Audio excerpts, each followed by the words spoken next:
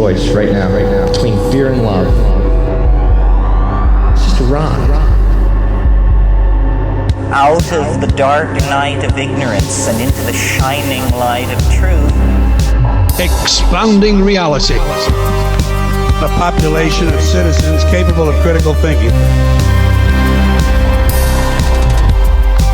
We don't see things as they are, we see them as we are. There's a level of reality where everything dissolves into an ocean of energy. We empower our experience by insisting on our authenticity. That's very profound. Very. Expanding reality. Welcome to Expanding Reality. I am your host, Brandon Thomas. On this very cool episode, guys, Micah Dank returns with his new presentation titled, What is God? And this astrotheologist just crushes it at this conversation. He's an awesome dude anyway. If you haven't checked out his first conversation on the show, definitely do so. I'll link it down in the show notes, so check that out. Also, while you're down there, check Micah Dank out. He also sent me a link for you guys to look at as well, so there's a lot to experience beyond just this conversation, which is always awesome. But in this conversation, What is God? We really talk about unity consciousness and how we're all one, what that looks like. We even touch into NPCs, a little bit of, could Adam and Eve be aliens and sit here? We talk about the devil and God, how we're all mirrors to one another, and he has an awesome YouTube channel. He's just a really great researcher. His 6-book series, he's got more books coming out. Super cool dude, and we have an awesome conversation, so that's easy to do with Micah. So check him out down in the show notes down there, guys. As well, while you're down there, check out all of our resource links, which we will talk about at the end of the show, but check them out there down there. Also, check out expandingrealitypodcast.com. That's where links to all the socials can be found. That is also where you can sign up to become an expansive insider, and that's the best way to support the show. There's bonus conversations going on over there. It's a really cool community. It's ever expanding, and that's just one of the best ways to do it. There's a link in the show notes that will help you with that as well. If you want to support the show, this is a value for value system, so there is a link down there titled Support the Mission, and that is a wonderful way to support the show as well, and I'm grateful for all of you for doing so. One more thing to mention before we get to the conversation, there is a new documentary out that I am in. Your boy's in this thing. It's called Secret Space UFOs. You can find it over on Amazon, but I will go ahead and link it directly down in the show notes. This one's by good friend Darcy Weir. Now, Darcy's been on with Gary King with the Crop Circle Realities, and he was also on, in the early days, like episode 6 or something like that with Stephen Bassett. That's right. And that was a cool conversation. So anyway, he made this amazing new movie. He asked me to be in it. I'm in it. It's super cool, guys. Check it out. I'll link it in the show notes. There you go. So let's get to this incredibly cool conversation with Micah Dank. No, dude. I love your goddamn confidence. I love your fucking confidence, and this is why we love having you on. Micah Dank, this is returning. You're here for the second time. What is God is what we're going to be talking about this evening, dude. It's so fucking good to see you, man. How you been? I've been great, man. How are you? Dude, crushing it at life in general. Thank you for asking. Why are we not talking about how awesome that hat is on you, by the way? It's a good look, right? Pimping it. Yes, sir, you are. Well, for the audience that's not familiar, I don't look like I'm going to wait in a bread line. Not with that jacket. Now, it's set off together. If it was one or the other, then yes, that would be an apt description. But I think together, the combination just sets you apart. It puts you in the category of Micah Dank, and that's what we love you for. That's great, because I'm actually wearing pajamas too. So, oh, no pants down here, dude. No pants, commando. Yeah, I'm just Donald. I'm outside, dude. I'm in New York. It's like lady boner cold. See, and we're in Texas. It was 74 today. This late October. It's fine. Like, I'm Donald Ducking it here. I'm shirt cocking it. We're totally comfortable. There we go. Yep. I feel very safe now. Well, for the audience that's not familiar with you, your episode was back in the archive there. It's been a minute since you and I have spoken on the show here. So if you want, dude, just give us a quick rundown about who you are and what we're going to be talking about. This is a badass presentation you got ready for us. I'm pumped, man. Yes. So, well, we're going to talk about what is God today. I'm going to explain to you basically what Buddha figured out under the tree, and I'm going to break it down into very easy terms. Now, some people are going to understand it right away and gravitate towards it. Some people that are religious are going to reject it, and there's some people that are religious that are going to understand it a little bit better and kind of go through the 5 stages of grief with their religion. I talk about astrotheology. That's what I do. That's what I teach. I teach at Santos Bonacci Syncretism School. I'm an astrotheologist. What that basically means is I use the zodiac to decode ancient holy texts. And I think we did the Bible last time. Yeah. That's basically what I do. That's what I teach. But I got something different today. So.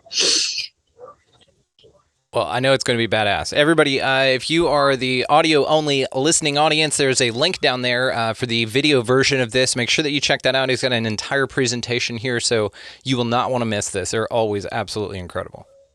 Thank you. I appreciate that. All right, so should we just get into it? Yes, sir. All right. So, what is God? That's the question. We're going to talk about what Buddha figured out. We're going to talk about what Krishna understood. We're going to talk about the same story that they're trying to teach over and over again. Okay? It's a very liberating feeling, and the answer is right in front of your face. Every time you look out, every time you look anywhere, it's right in front of your face. You just don't realize it. But I'm going to bring that to light today. Okay? So first we have to define God. So give me some immutable characteristics of God. Omnipotent, omnipresent, unconditional love, everywhere all the time, knows all, that kind of stuff, right? Yeah. All would you powerful, say creator? Right. Absolutely correct. Would you say infinite? I mean, some would say infinite. I don't know that I've made my mind up on that yet, but because there are gods with small g's, right, is what I'm led to believe, and there could be just like multiple gods, and maybe we have one god over this one realm, which we would refer to as God, but there's something bigger than it, and it's evolving as well. So we're talking about the overarching. We're talking about God. Okay, so what I'm going to do is I'm going to read you a section from my first book, Into the Rabbit Hole Beneath the Veil. I have a truth or book series called Into the Rabbit Hole by Micah Dank. And we're working, my publisher is putting together all the information for book 8. So we're sending book 8. That should be out in Christmas. It's done. She's just got to like get the cover, get to do all this, have it edited, do all that kind of stuff. And then I'm going to have my 9th book and I'm going to close the series. But it's a truther series. It's Da Vinci Code if it was real. It's everything that I teach. Okay, so let me read this to you. I wrote this when I was 28, by the way. Okay, scientists have determined through completion of the Genome Project that humans are roughly 99.7% identical DNA-wise. 2 penguins are more genetically different than you and I are. Whomever finds this, I want you to try this experiment. Write your name down. Write your 2 parents' names down above yours. Now you have 4 grandparents, 8 great-grandparents, and you go on. Let's go 35 generations back. It roughly takes you back to the year 840 AD. You will have 137 billion people. The number of the ancestors list reminds me of the story of the servant summoned by the Pharaoh. The Pharaoh was pleased with how the servant was doing and wanted to reward him. Serving you is all I desire, sir, the servant insisted. No, I insist you ask for something, anything you desire, the Pharaoh said back. This went back and forth until the Pharaoh got mad and threatened punishment. After thinking long and hard, the servant, seeing a chessboard in front of him, said, on day 1, I want 1 piece of rice. On the 2nd, I want 2. Each day you will double the previous days until this chessboard is complete. I will place a grain on each square representing each day completed. The first day, the Pharaoh sent his finest servant in a parade with a gold pouch to deliver the grain. The amount grew exponentially, and halfway through the board on day 32, there was no more grain in the land. The Pharaoh summoned the servant back in. Your Highness, all I ever wanted to do was serve you, replied the servant. The servant, although now the wealthiest man in all the land, had retained his hubris. It was there that the Pharaoh learned not to question humility or assume that giving material gifts as tokens of appreciation were all that mattered. As for the servant, he continued to work for the Pharaoh. However, he had taken all the rice and continued to feed the poor and the homeless until the day of his death. The point of these stories, both of them, is that it is simple math. In fact, it is how cells divide in your body and mass produce. The reason I stopped at this particular time frame is because roughly how many people it has been calculated that have ever lived on planet Earth. 140 billion people. That is, even if we take the Bible literally, we still need to get to October 23rd, 4004 BC. We're in a bit of a pickle here. There needs to be a way to bridge the gap, and this is where the pedigree collapse theory comes in. The concept states that there's no other explanation other than a whole lot of incest. Sometimes, in the case like the Kentucky Blue people, there are no branches on the family tree. Sometimes, like in the banking or royal families, it's to preserve money or special genetics. Based on our DNA, geneticists say that the farthest point one person can be on this planet from another is 50th cousins. If your mom was from country X and your dad was from country X as well, there's a 20% chance they share a common ancestor within 10 generations back. So what does it all mean? Well, in a nutshell, it means that far back enough, we were all related and all one, and we should start to act like it. Let's explore different cognitive viewpoints. How about from a creationist then? Well, we all came from Adam and Eve, technically Eve from Adam's rib, and even more technically, Adam was made from mud and dirt from the world God created. How about from an evolutionist then? Okay, let's start with the Big Bang. Let alone the fact that all the material we came from an infinitesimally dense singularity, and nobody seems to want to explain where the singularity came from. But we'll let that slide. We were all one at one point. How about the idea of source energy then? If our souls are like crumbs off a cookie, the cookie being source, God, whatever you want to call it, then we are all connected multidimensionally, and upon death, it will be a vibrational change of frequency back to it. Let's try one more. Aliens placing us here. You would still have to account for the first humans and how we all came about. You don't just magically have a species. Poof, we're here. Or do you? If so, who created the first test group of people? Secondly, what about the first spirit consciousness of DNA that evolved this level of higher thinking? There's a big difference between what I am writing and a monkey who's fed up with people taking pictures of him and throwing his shit at them. Still, though, the point is that at some point, things had to come back to a singularity in the sense of one source point. Humans are so quick to think of the end of the world, things ending. But what they can't do is think about the beginning, or if there was something before the beginning. This was my first book 10 years ago. I wrote it when I was 28 years old. It was so close to the ultimate truth. Okay, so first we need to define God. So we've already listed the characteristics of God. Right? You've helped in that. You've helped list what everybody says God is. Okay? But let's see if we have any fingerprints, thumbprints of creation. The sun tells the hour of the day. This goes into my astrotheology. The sun tells the hour of the day. The moon tells the day of the month. The zodiac tells the month of the year. Where we're located in the middle of the Milky, well, not even in the middle, in the corner of the Milky Way galaxy, there is a perfect calendar, a celestial calendar for us to figure out. The way we go around the sun, okay, is perfectly lined up to the sun, the moon, and the zodiac. Okay, to me, that's a creation. Okay, you could make that argument. So we've now defined God as existed.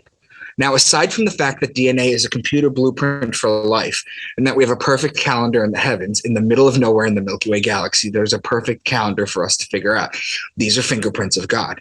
So now we've defined God as existing, but where is God? Well, it must be beyond space and time, beyond the 11 dimensions of string theory. Ask any religious person to define God, and they will tell you that God is infinite. God is infinite. So the question is, how can something exist outside of the all, outside of infinity? And the answer is, it cannot. The biggest lie we've been taught is that we are separate from God, that we should fear it, that we are separate from it. We are a part of it. Many of you have children. They're literally half your DNA, so they are a part of you, but you experience them subjectively outside your body. So is with God, with us. A piece of God comes down in what we call consciousness into a body, and we feel separate from it. We are all God experiencing itself subjectively. If you are infinite and everything, nothing can exist outside of you, not space, not time. So what do you do if you're everything? What are you going to do? Read a book, learn math? What are you going to do? Learn something new? The only answer that makes sense, okay, is to create yourself without knowing who you truly are, so that you can experience everything as new for the first time. We are a species with amnesia living in a simulation. Einstein said about God that he believes in the God of Spinoza. Baruch Spinoza was a thinker who said that God doesn't want you huddled in churches and temples in the cold, praying as loud as you can with others, praying the loudest. Jesus said that those that give for publicity or pray the loudest, they have their reward. And what that basically means when you break it down is that the people that do it for attention, right, they get their reward. That means the adulation, okay, the positive and the negative reinforcement and feedback that they get, that's what they do it for. That's their reward. They didn't do it for the right way. If you pray by yourself. Spinoza's God wants you to go to the mountains and the lake and enjoy what I am created for you and worship that way. The biggest lie we've ever been collectively taught is that we need to fear and worship, and this lies my problem with all religions and why I fight against them. When we are a baby, we are in our mother's womb. The mother, being the supreme being, is aware of the baby, okay, the health, every aspect of it. However, the baby's not aware of the mother from its vantage point, as is us with God. We are each a piece of God, unaware of the whole because we're in the middle of it. Now we're going to get into Alan Watts. You know my boy Alan Watts, right? Fuck yeah. Hey, first of all, baby analogy, brilliant, by the way. All this has been awesome. I just wanted to pop in and thank you for that. Absolutely amazing. There's just so many amazing things in here. Well done, Mike. Thanks, man. Alan Watts. Jesus Christ knew he was God. So wake up and find out eventually who you really are. In our culture, of course, they'll say you're crazy and you're blasphemous, and they'll either put you in jail or in a nut house, which is pretty much the same thing. However, if you wake up in India and tell your friends and relations, my goodness, I've just discovered that I am God, they'll laugh and say, oh, congratulations, at last you found out. Yep. Now we're going to go into Nargis Allegria, who's up and comer right now. To become absolute, you have to accept that you are God, that there is only God. You have to admit that others are God too. But if your love does not stretch that far and you are blinded by your shadow, don't complain that liberation did not happen yet. Why should freedom reveal itself to someone who refuses to embody love? When you are ready to perceive God in everything, you have opened a gate. A gate opens to the possibility of being eaten by the raw and the absolute. P.S. Everything you hate is God, because there is only God. Anything you think that should not be happening is God, because there is only God. Realize there only being God, okay? And it will prevail, first in your experience and then in the collective, okay? They tell you this in the Bible, okay? They're very clear about this.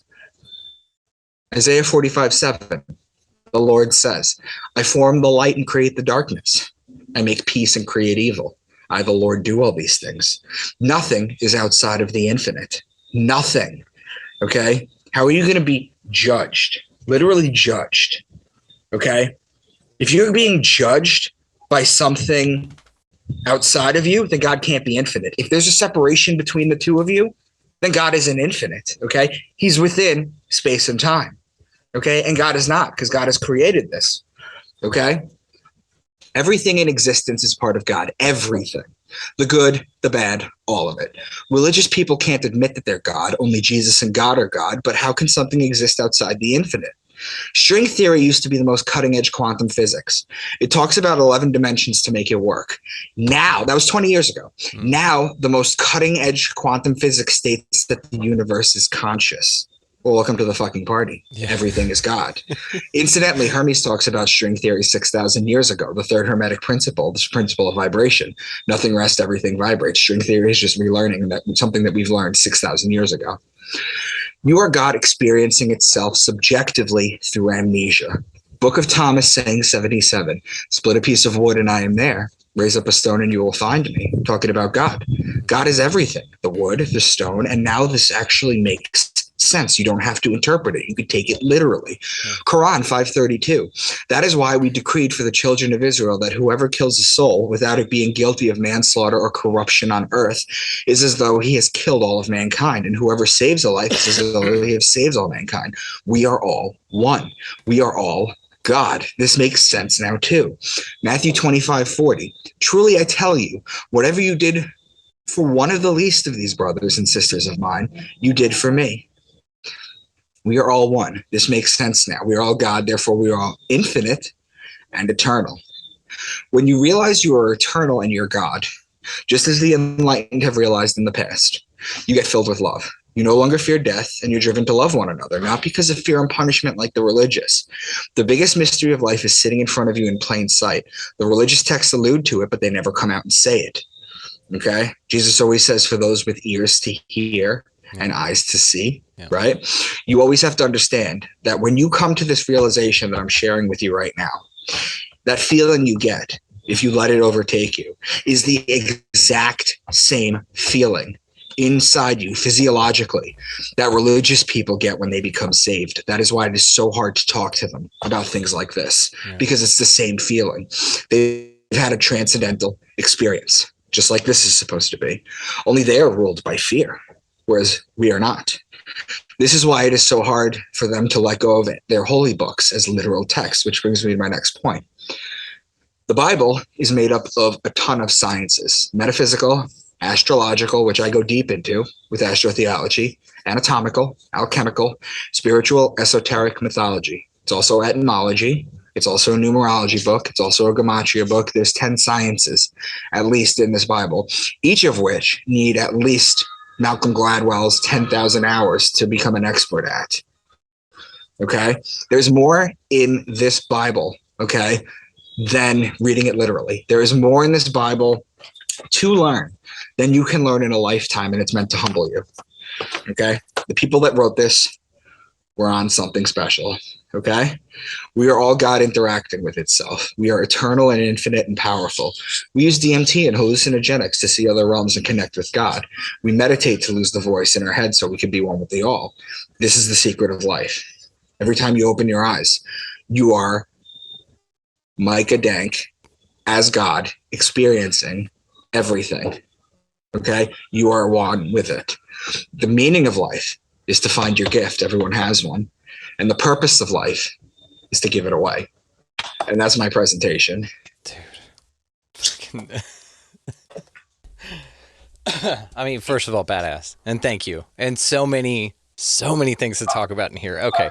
So I kind of want to work backwards, but I kind of want to go in order. So I'm going to let you pick which one. I actually have no preference either way. So we could work backwards or go from first point. Whatever you want to do. All right. So let's work back then. So this idea of that we're all one, we're all God experiencing itself subjectively. This is Neil Donald Walsh. This is, so many, this idea of unity consciousness. And I love that you're expressing this right now, man, because the most challenging thing for us in the meat suit that we're running around here in is to see it that way, even if we know it that way, right? We know it, like you and I know this, but we still get pissed off at people that cut us off. We still have bad days. We still because that's what everything is a new experience, right? Everything is a new experience, and you have to be. Your love has to extend to the fact that you have to realize that even and I'm probably going to get shit for saying this, or it'll be taken out of context, but people like Hitler and Stalin were reflections of God as well too. We'll go there because this is show we do talk about this quite a bit. This is in Conversations with God. Back to Neil Donald Walsh real quick, just because that was my introduction into unity consciousness idea, so I take a lot from that. And you and him would agree wholeheartedly. So it does feel that when you look at it this way and you dig inside and you say, okay, if we're all one, everything is what it is. You're still learning and growing, and you're still going to be presented with challenges outside of yourself, seemingly, that evolve you consciously. And maybe that's what we're here for. And I'm getting ahead of it here, but this idea of being a mirror to each other is something that I find very interesting, because if we are all one, the way that we can now talk about this is breaking it down into your world and what you see and interact with. This idea of things, yes, it's all you, but it being a mirror to you has to do with the lessons you need. My thoughts on it are just the lessons you need to learn, and then the state vibrationally where you are that attracts in that type of crew, right? That type of experience of self. What are your thoughts on it? So my thoughts are basically this, is that you're not going to stand judgment in front of someone at the end. I've only found one truth. I think, therefore I am. He had it backwards. It's I am, therefore I think. Yeah. Okay, he had it backwards, and it's caused a lot of problems. However, what you have to understand is that when you're talking about, give me the question one more time. It just this idea of being mirrors to each other, and so this, when people go, I have the worst luck. Yeah, that was it. So, the only thing that I found to be true in this world is karma. I think that it is 100% real. I think it permeates everything. I think it is the unwritten law. I think it is the written law. I think it is what it is. you will get back what you give. And as you're talking about consciousness and you experiencing something, I don't know if you have kids, but that's why I put that section in. They're literally half of you, just like you're a part of God, but you experience them separately in this world that we have. No physical kids that I know of. I have to always put that caveat in there. I had a wild 20s. But, this idea of a piece of you splitting off, but from the perspective, I mean, anybody, we know how childbirth works. And so to think of a child in a womb and then the mom taking care of that child. Now, what's interesting about this, too, that metaphor, I may just kind of hop on top of it here, is that babies in the womb, if mom is sick, even though it doesn't know that it's part of a mom, then it will send stem cells. To the mom to repair it. So one could say then that perhaps what we're doing as well is perhaps sending up energy or love or data. Maybe it's just data, right? It's just what we do, what we like, what we prefer, what, Gatorade tastes like shit like that. It's just the things that God doesn't know. And so it sends us to report. Not only report, but to create and report, right? And that's where it's really interesting, is when you start looking at it like that. I agree 100%. It's the total amount of consciousness in this world, what you perceive as yourself with your five senses. And we know that the five senses are very incomplete. Oh yeah. We know that we have such a small audio range, such a small visual range. I mean, either of those go to extreme, it kills you. Yeah. We have such a small range that we perceive, but what we do perceive, that pure consciousness, my consciousness is no different than yours. Now there's different experiences of it. You could be colorblind, you could be deaf, you could be blind. There's different experiences, but it's still an experience. The self-awareness, there's only one self-awareness in the entire universe. We're just split up. And this idea, again, back to this mirrored and karma and this karmic idea of that what surrounds you is what you are, right? And so this idea that your environment is you. So if you're not happy where you are, well, the good news is you can change it at any time. The I guess unfortunate news is you chose to be there. So there's those pieces of you, and it's valuable, right? And so I kind of picture this place as you're a dot, and there's a sphere of reality around you. That whenever you move, the sphere changes and moves, and as you evolve through this holographic reality. I'm doing my own display here, my own graphics. And so as you evolve through that, the sphere around you changes as well. And it's all encompassing. And it's kind of like this more holographic or hyperdimensional type of a thing. But yes, you experience it. And I love that you pointed out that we are a species with amnesia stuck in a simulation. Probably the most terrifying thing I can think of, by the way. So we'll save that for a little bit.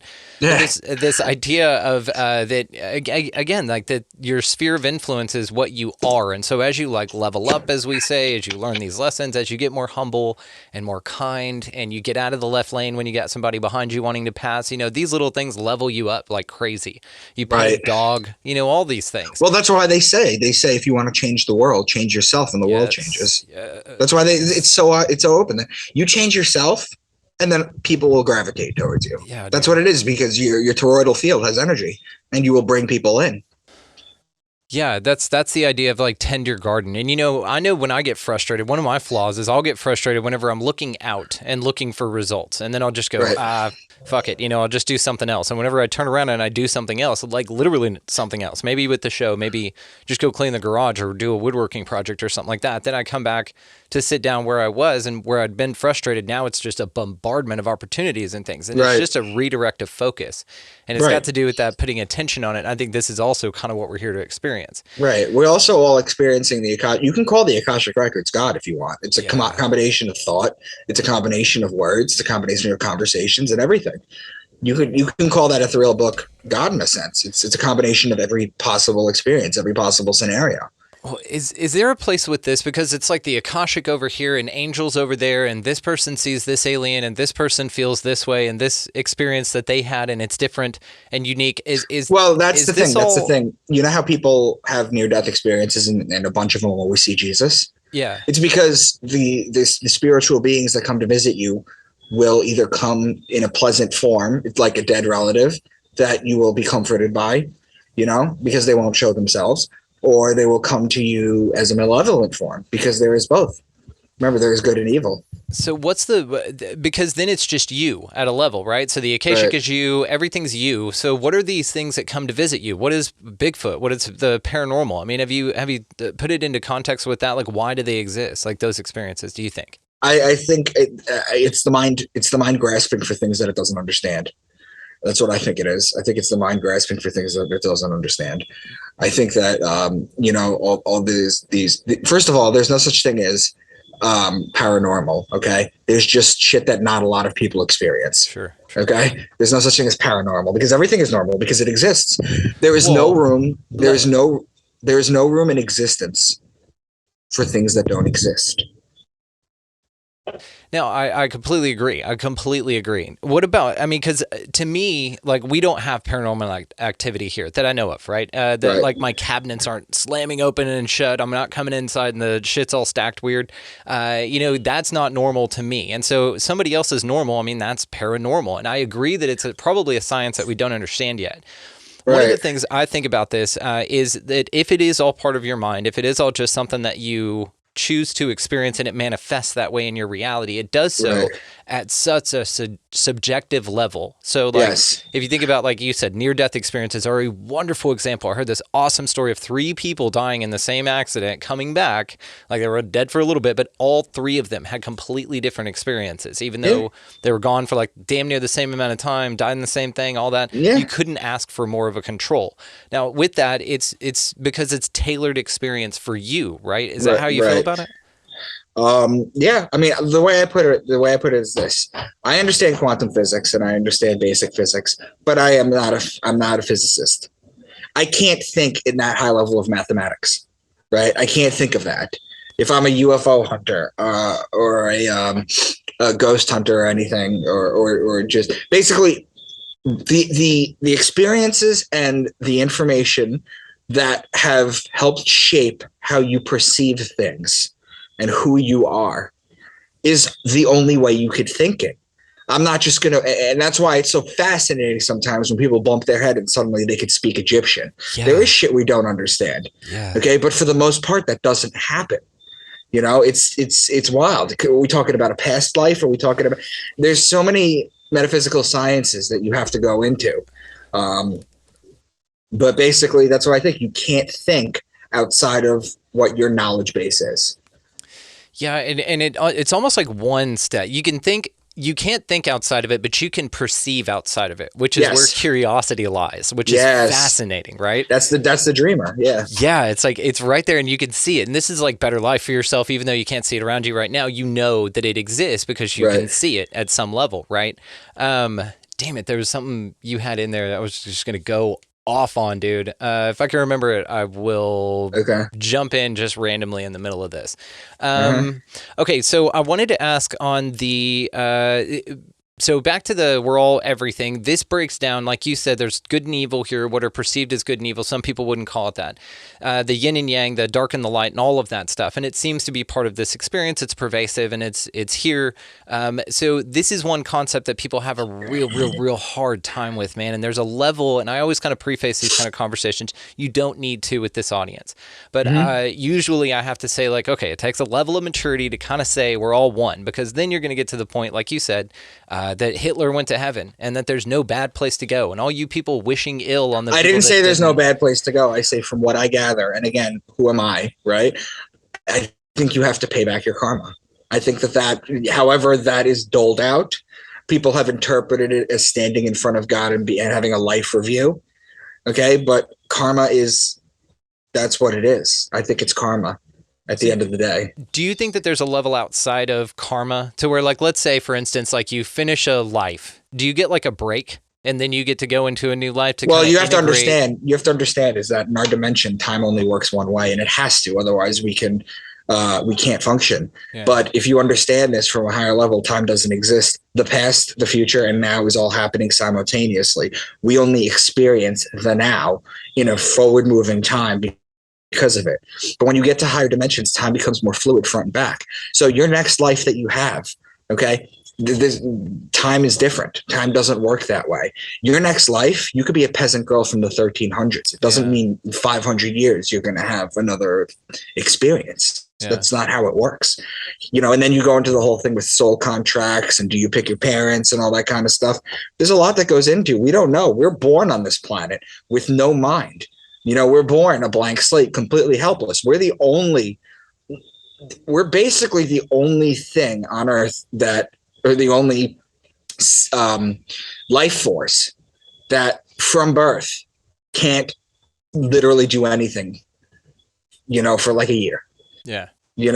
And that's done for a reason. So we're born blank. I have a feeling that when we pass on, we get our memories back of everything. It's like Bill Hicks said, everything is just a ride. And that's how you have to see it. You have to see it as everything is a ride. You look at all the traps that they have, all this politics, right? That are just used to keep people angry at each other, all this gender stuff, whatever you feel about the gender thing going on. I don't care one way or another. I don't care one way or another. I don't get into politics, but the gender thing is a distraction. It's meant to divide people because the ones that run the money and the ones that do everything, they want to keep things 50-50, because as long as you keep it 50-50, that's good. If it starts to get 70-30 or 80-20, that means one side is waking up and that's no good for them. So they have to keep you as divided as possible. You have to leave these distractions. You have to exist in the world. The story of Jesus being a carpenter is perfect. Okay, because you have to have an existence here. You have to create. You have to form something. Now, some people, they don't create content like me and you. Okay, some people decide to have children. Right? Some people decide to have children, and that is a form of creation that will live long after you. Whereas we're trying to touch people's lives. So there is a different way to approach it, to be honest with you. But at the end of the day, you just got to say goodbye to all the distractions. Yeah, that's that tending your own garden. And the only time I'll correct you in this is saying that we are doing that. We are touching people's lives. There ain't no trying here. We're not triceratopses. We are deuceratopses, my friend. Yes, fair enough. And this devil and God idea is very, like I said, very challenging for folks. Now, what's really interesting to what you said is, yes, we all basically just reincarnate as everything all at once for however long things are, which is crazy. But you get to consciously ping between and navigate inhabiting those lives that have already come and gone. Like everything's already existed. The story's already over, but you're inhabiting these things like a constellation through time and space. You know what I mean? Well, let me ask you a question. What you perceive as yourself with your five senses and how you think, and what makes you up. How do you know that exact same feeling hasn't been in a different vessel? You just don't think it because you had your mind wiped. Yeah.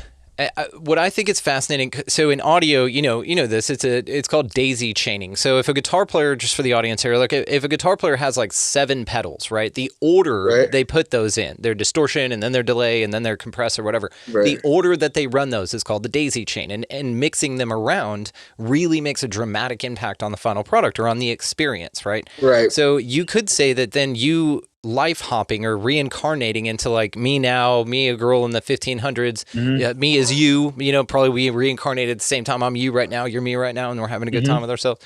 And, this idea is this path or the order in which you reincarnate offers a different experience, just like if you order your pedals differently on a guitar, your effects. That makes 100%, that's 100% accurate. And do you know how I can tell you that it is? Because if we had this conversation 60 years ago, we'd be shot in the street. That's fair. Okay, so maybe we are here to experience this kind of conversations and do what we're doing. Like I said, but it's what Picasso said. What is the meaning of life? It's to find your gift. And what is the purpose of life? It's to give it away. Yeah. I love that, by the way. That's easily one of my favorite quotes. So, what's weird about this then is that whenever you reincarnate over and over and over again, I had this conversation. I just want to bounce it off of you. I have a good friend of mine, Ksenia Moore. We were talking. She's an incredible astrologer.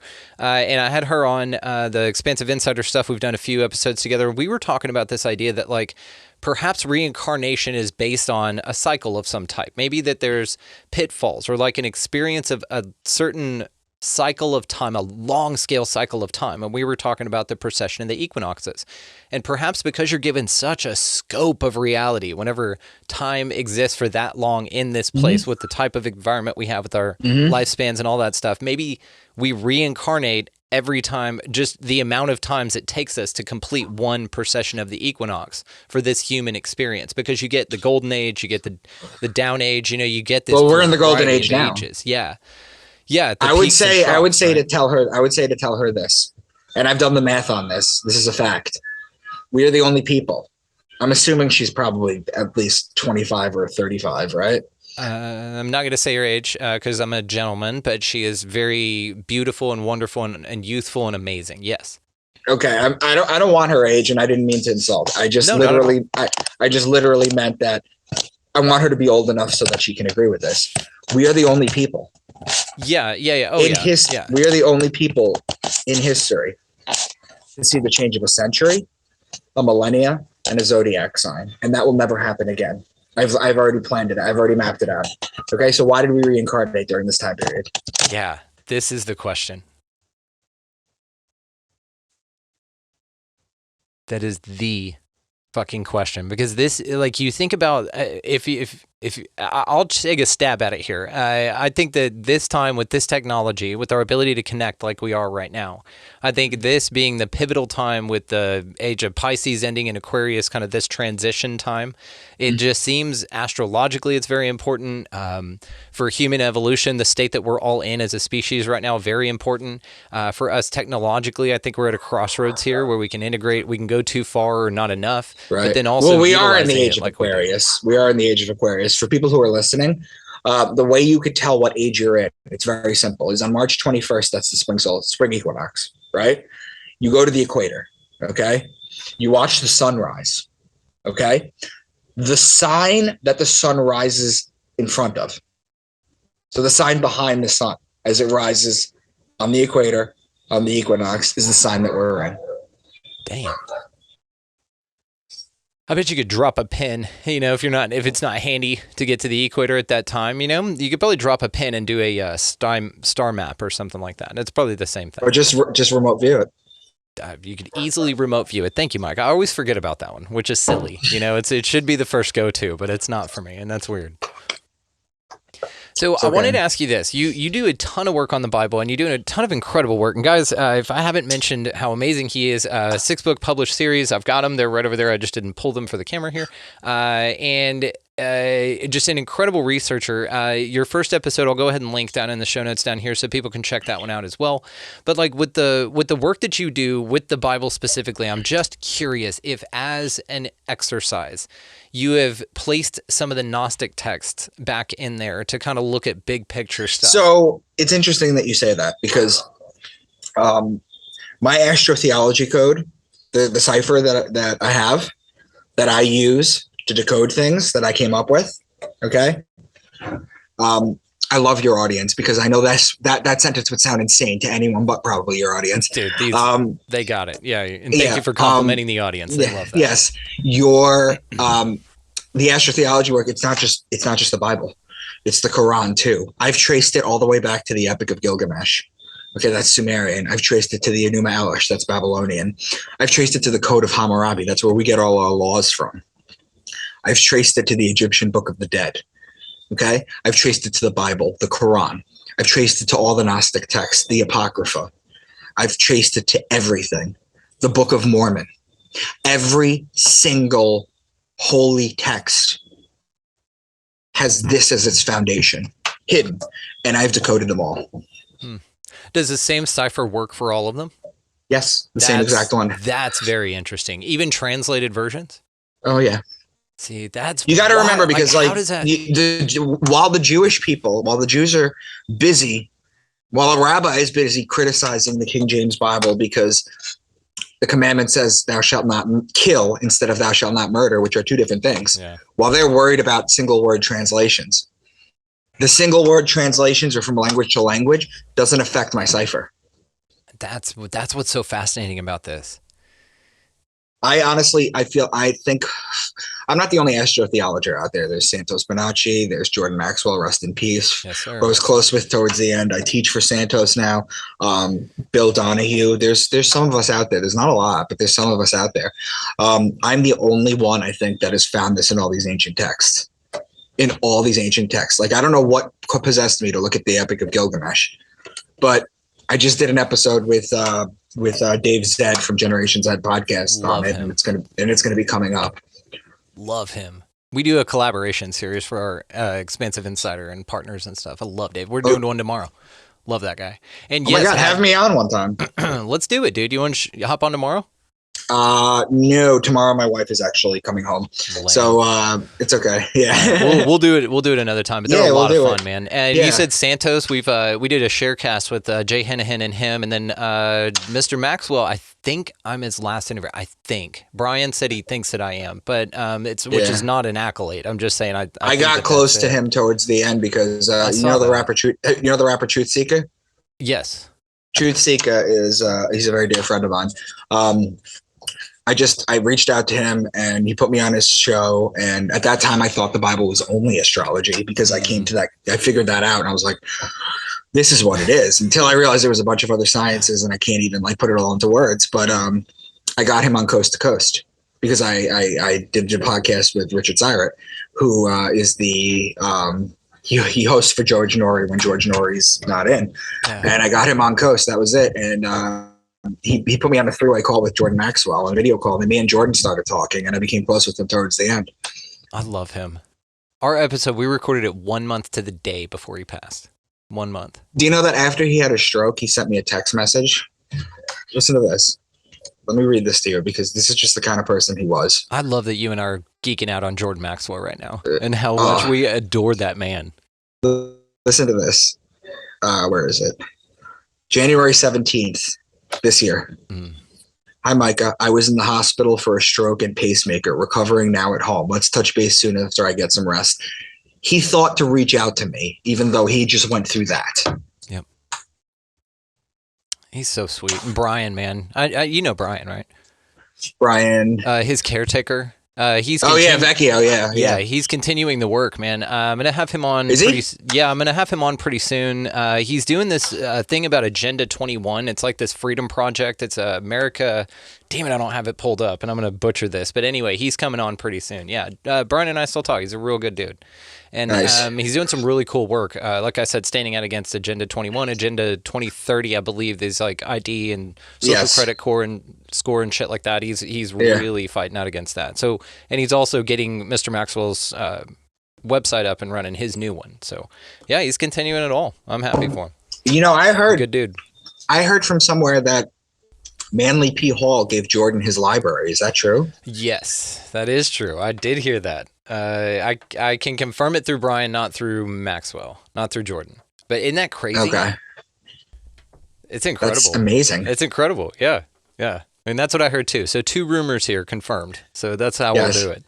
Yes. Okay, so one of the things I wanted to talk about as well is this idea of this us versus them, okay? So here's where I've been lately, and let me know if this is just a waste of time or an exercise that you think I should continue. So lately, I've been very much into the changing my reality and not bitching about things. Like I don't complain, I'm not a complainer, like things like that. I tend my garden, all of those things. But you get to points with that where you're like, things are awesome, but there's still some dissonance. Now, what's nice about this is I've done this so much and cultivated such an awesome life that small little things start to come up and they're no big deal, but then I start to notice them and change them. So how I've applied the model of unity consciousness, we're all one, there's nothing else here, the egg, that awesome video on YouTube, I'm sure you've seen it, your work, and the way that I'm out here now is that I'm picturing everybody on their highest timeline. I am throwing nothing but love at everything. The lizard turds, your Klaus Schanel Schwabs, all that stuff. I feel now that they are here for our conscious evolution. I don't feel that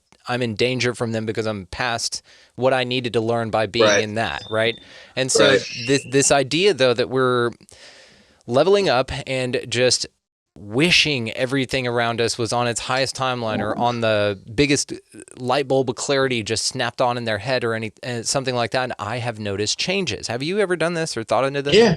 Yeah, and as far as that goes, you have to understand is that they say the first 20 to 25 years of your life until your frontal lobe is formed, right? Yeah.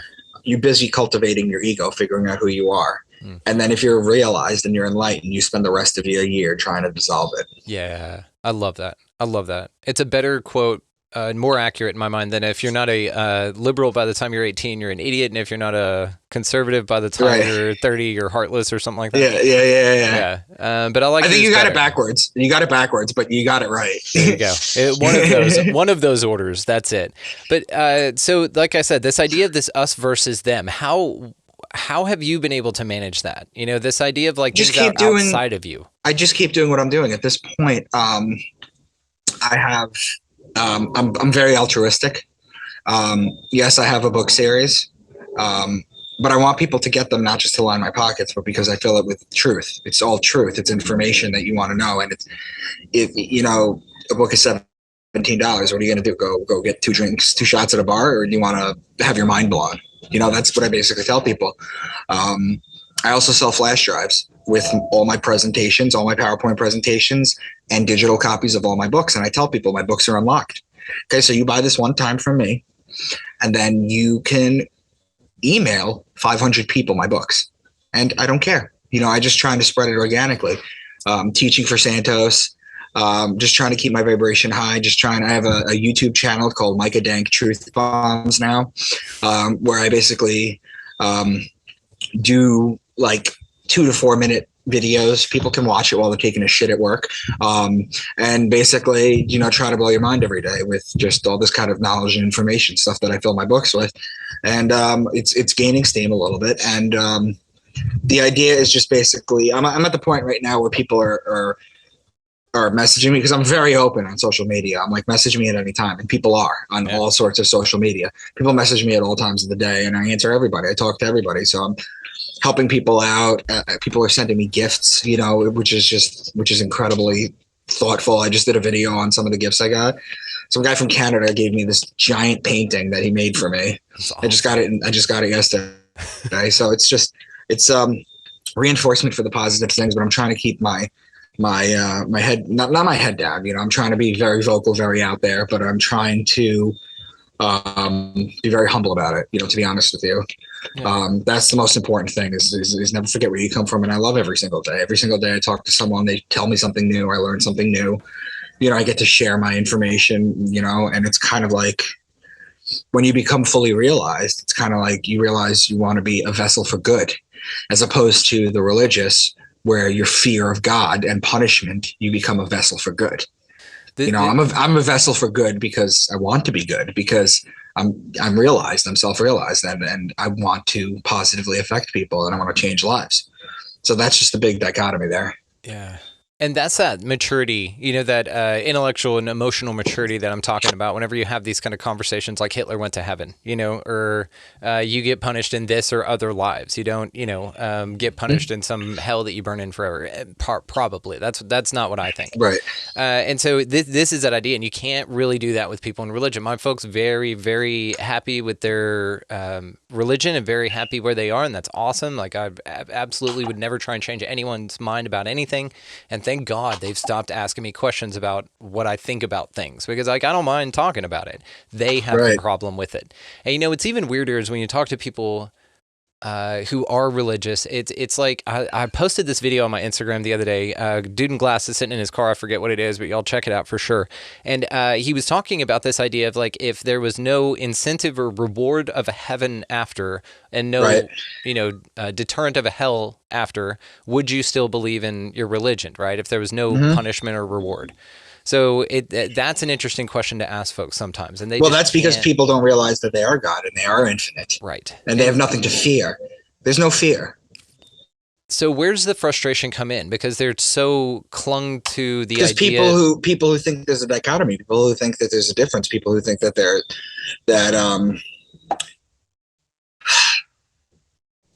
people who think they're not one.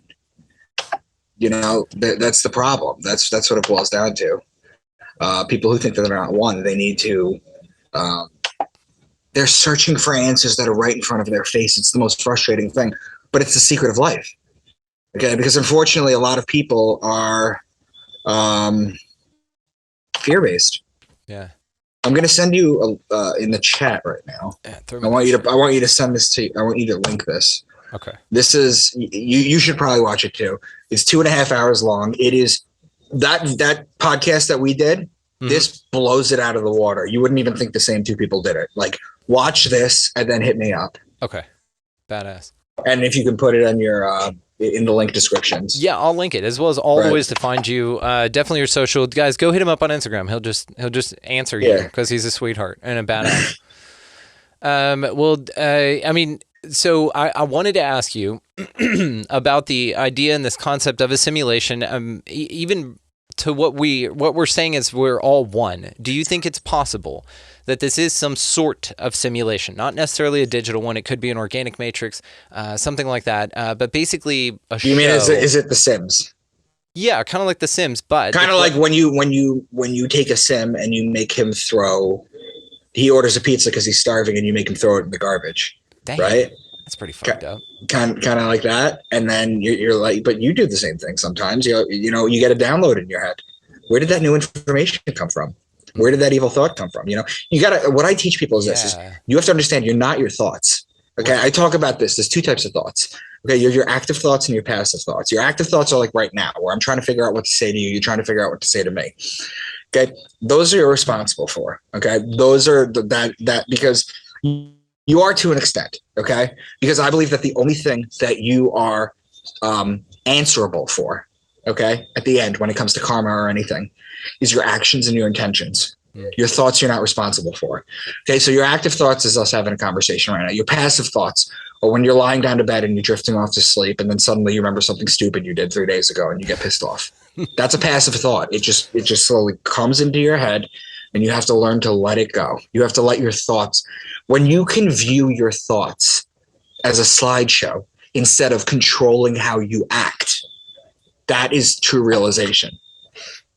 Yeah. Like Ram Dass says, as leaves floating on a river, just watch them pass by. Yep. So that's what it is.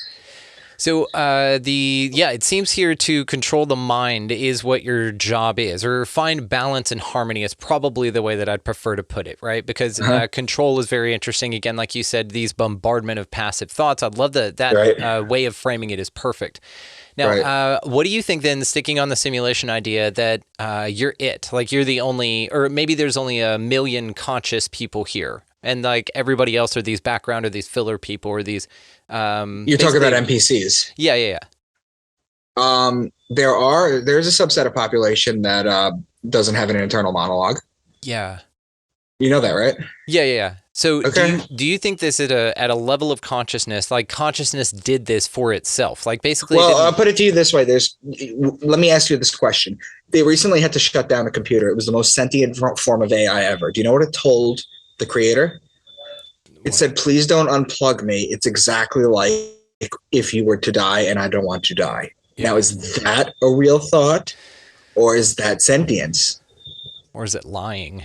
It's all crazy, because then it's up to us to interpret based on the information we have at the time, and we hopefully think that we don't know anything. You know what I mean? I think, and especially to determine whether something's valuable to live or not.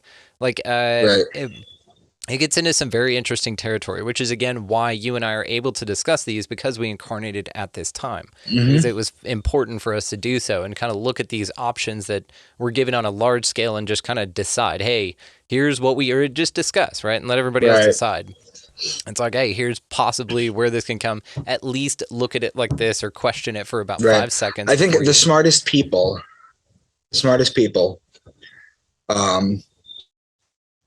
the people that think that they're right and that they know things tend to be the ones that are stuck. Whereas the people who go through their life realizing, here's a pie chart. Here's what I know. Here's what I don't know.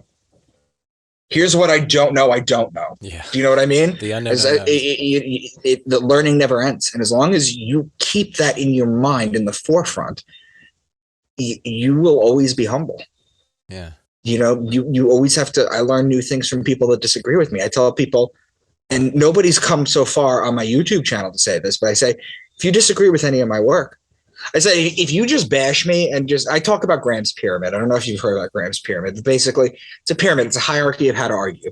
Okay. And at the very top, the capstone is refuting the central point. And at the bottom is name calling. And then one step above name calling is the ad hominem attacks. Okay. I don't tolerate the bottom two.